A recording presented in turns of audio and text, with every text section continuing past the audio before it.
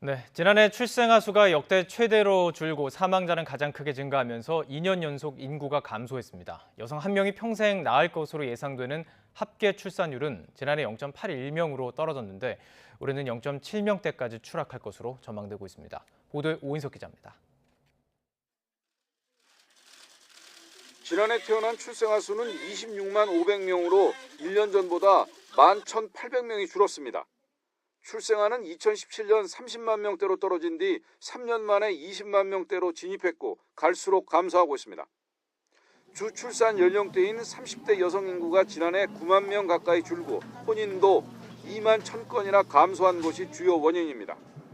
평균 출산 연령은 33.4세로 전년 대비 0.2세 상승했고 35살 이상 고령 산모 비중은 35%로 1.2%포인트 증가했습니다. 여성 한 명이 평생 낳을 것으로 예상되는 합계 출산율은 지난해 0.81명으로 떨어졌습니다. 2019년 기준으로 OECD 국가 중 꼴찌였는데 OECD 평균 합계 출산율은 1.61명입니다. 통계청의 장래인구 추계에 따르면 올해 합계 출산율은 0.77명으로 0.7명대에 진입할 것으로 전망됩니다. 30대 여성 인구가 감소한 부분, 그리고 최근에 10년째 계속해서 혼인 건수가 감소하고 있었던 부분도 누적해서 출생아 수 감소에 영향을 주고 있는 것으로. 반면 고령화와 코로나 영향으로 지난해 사망자 수는 31만 7,800명으로 통계 작성 이후 가장 많았습니다.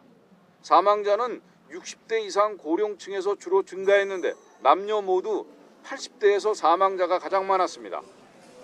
출생아보다 사망자 수가 더욱 늘면서 인구 자연 감소는 2년째 이어졌습니다. 지난해 인구는 6만 명 가까이 줄었습니다. 통계청의 장래인구 추계에 따르면 인구 감소가 더욱 확대되면서 약 50년 뒤인 2070년엔 51만 명이 자연 감소할 것으로 예측됐습니다. 50년 뒤 청년 인구는 반토막이 나고 인구의 절반 가까이는 65세 이상 노인이 차지할 것으로 전망됐습니다. YTN 오인석입니다.